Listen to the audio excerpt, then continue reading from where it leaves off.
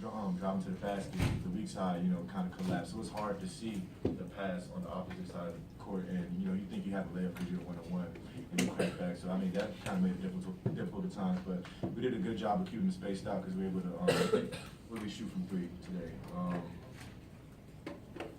42% from three, and so we did a great job keeping them honest on the three ball, which helped us, kind of make those twos.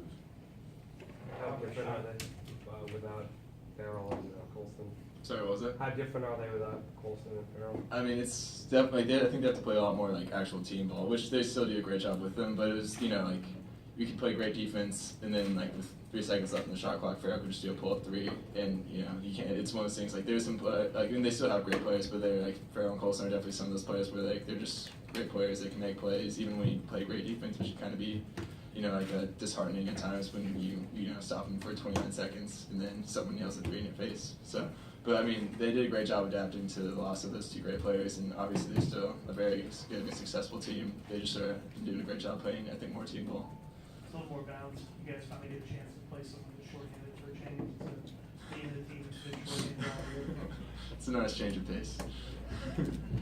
Anything else for Ben or Josh? You didn't get a chance to go to the foul line very much tonight, but you took advantage of those foul shots, including, Josh, when you went to the line for that 1-on-1.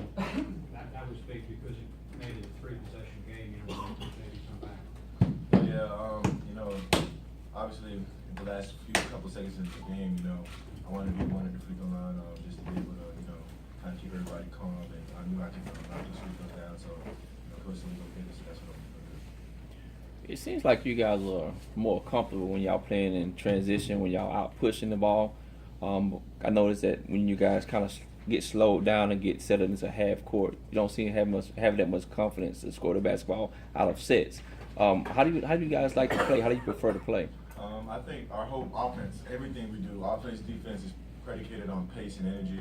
Our defense, the defense we run, if you're slow and methodical and this and that, it's just not going to work. And also our offense, coach, even when it's a half-court game, coach wants the point guard pushing the ball to get the defense shifted and get. He always wants us to get to like the second, third stop. He wants the ball to turn. So I think when we're slow, that's what our offense predicated on, being fast. So when we're slow, our offense tends not to work because everybody's stagnant and it's really easy to guard. But when we're playing fast, then it's really hard to guard all our offense. Yeah, I mean, I think their zone did a good job of kind of making us slow down, which, like Josh was saying, we were a lot better when we're fast paced. So I think obviously that's something you have to work on because it seems like we're doing a pretty good job whenever they're man-to-man, and we can keep the pace going. But the zone slowed us down a little bit, which was a little more challenging for us. You play more zone tonight than you normally do? Actually, did you play man more than you?